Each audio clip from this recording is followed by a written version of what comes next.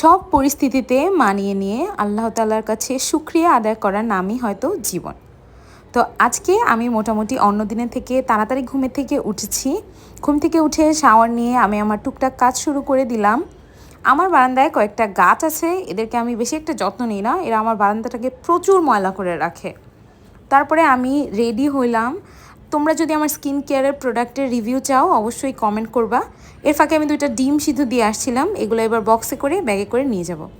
এই হচ্ছে আমাদের ওয়ার্ডের অবস্থা। তোমরা দেখছো আমরা বসে আছি, কিন্তু আলটিমেটলি কিছুক্ষণ পরেই দাঁড়ায় থাকতে থাকতে পাটা ব্যথা হয়ে যাবে। কলেজ থেকে আইসাই রান্নাবাড়া করা লাগে ভাই, এটা খুবই প্যারাদায়ক। আজকে রান্না করেছিলাম ইলিশ মাছের খালাতো ভাই, ছোটো ভাই। কলেজ থেকে আসার সময় একটা ফুলও নিয়ে আসছিলাম।